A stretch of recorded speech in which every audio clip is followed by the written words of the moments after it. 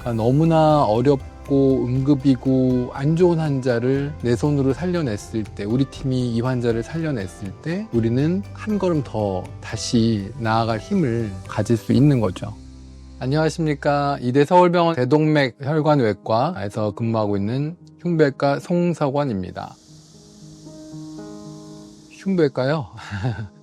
그거 너무 오래전 얘기긴 한데, 인턴 마지막까지 흉부외과를 할지 내과를 할지 안과를 할지 피부과를 할지 정신과를 할지 몰랐어요. 전혀. 왜냐면 인턴 때 모든 과를 돌기 때문에 도는 과마다 다 재밌었거든요. 근데 제가 흉부외과에 관상동맥 우회술이라는 수술에 들어가게 됐습니다. 아주 간단한 거를 도와드리는 작업이었는데, 그거 끝나고 나서 교수님이 오시더니 너무 잘한다는 거예요. 그럴 리가 없죠. 그 당시에 흉부외과 전공의가 없었기 때문에 이 인턴을 꼬셔가지고 흉부외과 의사를 만들고자 하는 그 교수님의 생각이었겠죠. 제가 거의 꿰매 넘어간 거죠. 그래서 흉부외과 하기로 결정을 하고 지원을 했습니다. 특별한 계기라기보다는 저희 전공의가 이제 흉부외과 4년을 지내야지 전문의가 됩니다. 그래서 전공의 하는 동안에는 흉부외과의 모든 영역을 다 로테이션 하게 되는데, 제가 제일 재밌었던 부분이 어쨌든 간에 응급수술이었어요. 그게 심장 응급수술 또는 대동맥 응급수술, 폐도 마찬가지고, 그래서 응급수술이 정말 재밌다라는 생각을 계속 하고 있었고, 저의 스승님이신 유경종 교수님이라고 계셨는데, 저한테 석원아, 너를 보니까 너는 응급을 너무 좋아하고 손이 일단 빠르다. 그래서 지금 수요는 많지 않지만 대동맥 수술을 해보는 게 어떻겠냐 라는 의견을 저한테 주셨어요. 저는 그때까지 대동맥을 제가 전문으로 해야 되겠다는 생각을 단 한 번도 한 적이 없었고, 그 당시만 해도 판막 수술, 관상동맥 우회술 이 정도가 이제 많이들 하는 전공 분야였거든요. 대동맥을 전공하는 의사는 아마 별로 없었을 겁니다. 근데 그 스승님께서 그렇게 얘기를 하셨고, 저를 너무나 잘 아시는 분이시기 때문에, 그럼 한번 해볼까? 하고 대동맥 수술을 결정하게 된 겁니다. 2008년도에 제가 대동맥 수술을 처음 주치의로서 수술을 시작하게 됐는데, 초반에는 너무 힘들었어요. 힘든 이유는 환자들이 많이 돌아가셨어요. 그래서 그런 것들을 견디기가 어려웠어요. 판막 수술이나 관상동맥 우회술이라는 거를 택했다면 이런 느낌은 없었을 텐데, 대동맥을 택했기 때문에 내가 가지는 괴로움이 있었다는 거죠. 초반에 엄청 힘들었는데 시간이 지나고 경험이 쌓이고 이러면서 이제 지금은 그래도 많이 편해졌죠, 마음이. 되게 바쁘진 않고요. 보통 제 알람은 5시에 맞춰져 있습니다. 그래서 5시에 보통 알람이 울리는데, 일어나는 시간은 한 5시 10분쯤, 10분 이렇게 뭉기적거리다가 일어나는데, 일어나서 일단 다 씻고, 그리고 아침 식사를 합니다. 아침 식사는 제가 시작한 지 한 2달 됐어요. 제가 지금까지 단 한 번도 아침 식사를 먹은 적이 없었는데, 최근 2달 전부터는 이제 밥을 먹기 시작했어요. 밥 먹고, 그리고 아침 6시부터 짐에 갑니다. 운동을 1시간 정도 하고, 그리고 병원에 7시 좀 넘어서 도착을 하고요. 7시 반부터 아침 회진 돌고, 그리고 8시 반에 회진이 끝나면 이제 첫 환자가 마취가 다 끝난 시점이거든요. 8시 반부터 이제 수술을 시작을 하고요. 그날 수술이 몇 케이스가 있느냐에 따라서 끝나는 시간은 다를 수 있습니다. 보통은 하루에 저희가 대동맥 수술을 평균 3건 정도 합니다. 그래서 그게 수술이 됐든 시술이 됐든 하고요. 오늘 같은 경우는 시술이 5건이어가지고 조금 일찍 끝났어요. 오전 점심시간쯤 다 끝났죠. 그리고 나서 그 다음 일상생활을 하는 거고요. 중간중간에 좀 전처럼 이제 응급환자가 오면 응급수술을 또 낮에 할 수도 있고, 밤에 할 수도 있고. 그리고 저녁 시간은 규칙적으로 7시에 딱 먹습니다. 그리고 8시에 이제 다시 짐으로 가고, 9시까지 운동하고, 그리고 집에 와서 잡니다. 그게 일과고요. 그 중간에 이제 자다가 응급 환자가 오면 다시 응급 수술하러 다시 병원으로 오고 그렇습니다. 휴식은 뭐 이전에는 사실은 졸았어요. 이렇게 앉아가지고 졸기도 하고 의자에 기대서 졸기도 하고 자기도 하고 그랬는데 지금은 낮에는 보통 잠은 안 잡니다. 웬만하면 안 자려고 그러고요. 최근에는 이제 힐링 타임이라고 해서 저한테 그냥 힐링 시간을 주자 그래서 일주일에 한 번은 그림을 그리고요. 또 일주일에 한 번은 복화를 합니다. 네. 예전부터 하고 싶었던 게 집에 이젤 갖다 놓고 캔버스에 유화를 그리는 게 꿈이었는데 집에다 그렇게 하려니까 도저히 안 되겠더라고요. 그래서 병원에서 제일 가까운 학원 미술학원을 끊었고요. 그게 이제 벌써 한 4달째 됐죠. 4달 됐고 그림은 지금 4점째 그리고 있습니다. 소통은 필요하다고 저는 생각을 합니다. 이 대동맥 질환은 사실은 유병률이 굉장히 낮거든요. 높지 않아요. 그리고 잘 몰라요. 사람들이. 일반인들은 대동맥 질환이 뭐야?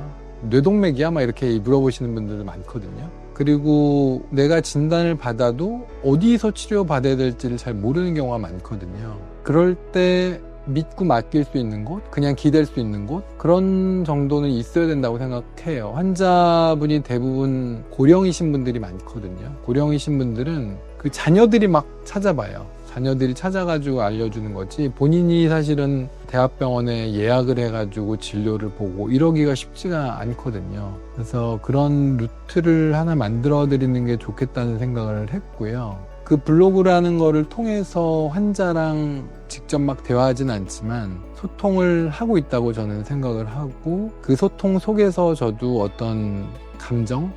이런 환자들이 이렇게 느끼는구나. 환자의 입장에서. 그런 것도 알 수 있는 계기가 된다고 저는 생각합니다. 그래서 어떤 경우에는 나 자신을 한번 다시 되돌아보는 계기가 될 수도 있거든요. 내가 아무리 잘한다고 해도 나를 칭찬하는 사람도 있지만 원망하는 사람도 분명히 있거든요. 그래서 그런 것들을 통해서 더 발전해 나가지 않나 저는 그렇게 생각합니다. 처음에 이제 대동맥류라고 그래서 대동맥이 많이 늘어나는 질환 이런 것들은 그 기준이 직경을 보통 얘기하거든요. 대동맥 직경이 5cm 또 5.5cm 이렇게 부풀어 올라 있는 경우 이런 경우는 파열의 가능성이 항상 존재를 하기 때문에 그 이상이 되는 대동맥류의 경우는 진단 즉시 치료를 하는 것이 원칙입니다. 그게 치료 방법이 수술이 됐든 시술이 됐든. 그리고 이제 대동맥 질환은 응급 상황이 되게 많아요. 다른 병에 비해서.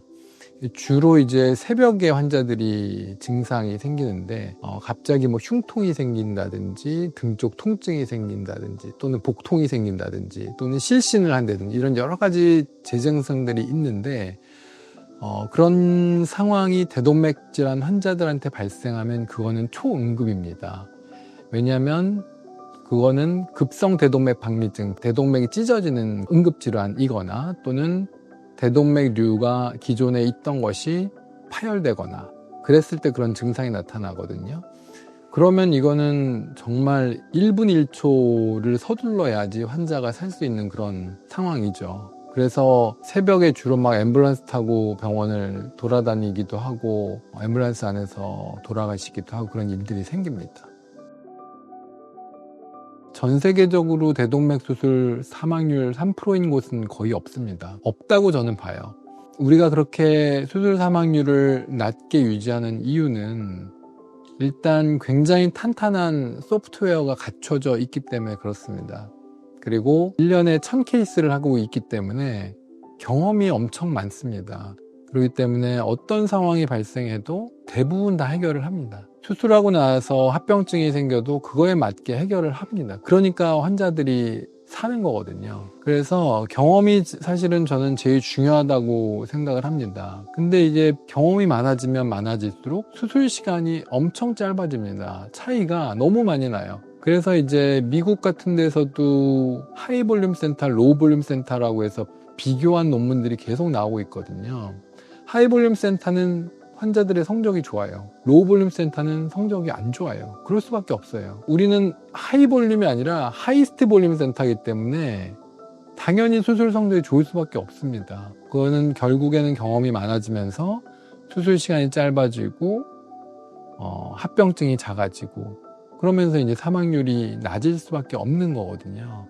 근데 수술을 예를 들어서 가끔 하는 외과 의사는 할 때마다 새로운 거죠. 할 때마다. 근데 그거를 하루에 똑같은 수술을 3개씩, 4개씩 하는 의사는 새롭지가 않죠. 루틴이라는 게 생기는 거죠. 루틴이 있어야지 조직원들이 다 따라오거든요. 그래서 낮게 유지할 수 있지 않나 생각을 합니다. 근데 3%를 깰 수가 없는 이유는 환자들 상태가 너무 안 좋은 환자들이 있어요. 그런 환자들은 우리가 아무리 해도 되지 않는 경우가 있습니다. 어쩔 수 없는 경우. 우리가 1년에 1000명을 수술하는데 30명은 돌아가시기 때문에 모든 환자를 다 살릴 수는 없습니다. 이게 사람이 하는 일이고 신의 영역을 넘나들 수는 없는 거기 때문에 30명이 돌아가시지만 제 후배들에게 들려주고 싶은 얘기는 그래도 치료를 최선을 다해서 해라는 겁니다. 예를 들어서 어저께 환자분이 돌아가셨어요. 그러면은 외과 의사는 엄청난 디프레션에 빠질 수밖에 없거든요. 아, 내가 이 환자를 치료하는 과정에서 뭐가 문제가 있었을까? 물론 환자가 안 좋아서 돌아가신 경우도 당연히 있죠. 그런 것들이 다 복합적이 되겠지만은 내가 예를 들어 수술을 하는 과정에서 이렇게 했으면은 좀 더 결과가 좋지 않았을까? 또는 치료를 이거 말고 이 치료를 선택했으면 좀 더 좋지 않았을까? 이런 여러 가지 이제 생각이 들고 그런 것들을 결국은 정리하고 피드백을 받고 하는 과정에서 외과 의사는 성장하는 거거든요. 근데 성장하는 과정에서 계속 그것만 생각할 수는 없습니다. 그 다음 환자가 있기 때문에. 그러니까 너무나 어렵고 응급이고 안 좋은 환자를 내 손으로 살려냈을 때, 우리 팀이 이 환자를 살려냈을 때 우리는 한 걸음 더 다시 나아갈 힘을 가질 수 있는 거죠. 지금은 이제 나이가 제가 50 중반을 이제 향해 가고 있거든요. 어떻게 보면은 뭐 엄청 젊다고 할 수 있지만 이제 의사들 사이에서는 이제 꽤 시니어로 이제 들어가게 되는데 저도 이제 정년까지 이제 15년 안 남았죠. 근데 이제부터 해야 할 일은 명확합니다. 이제는 제자들을 길러내는 거죠. 제자들이라 함은 대동맥 전문의, 나 같은 사람이죠. 근데 조건이 있어요. 배고파야 돼요. 배고프지 않은 사람은 절대 제자가 될 수 없습니다. 제가 2008년에 그랬던 것처럼 항상 배고파야 됩니다. 환자에 대한 애정? 그런 기본적인 소양은 있어야 된다고 생각하고 그런 사람이 대동맥에 미쳐 있다. 그러면은 충분히 대동맥 전문 의사가 될 수 있다. 저는 그렇게 생각하거든요. 그래서 앞으로 할 일은 이제 제자들을 잘 키워내고 그 제자들이 여기서뿐만 아니라 전국 각지에 퍼져서 이제는 평준화 시대를 만들어야 되거든요. 일본 같은 경우가 그렇게 하고 있거든요, 지금. 우리나라는 너무 이제 편중되어 있죠. 몇몇 센터에.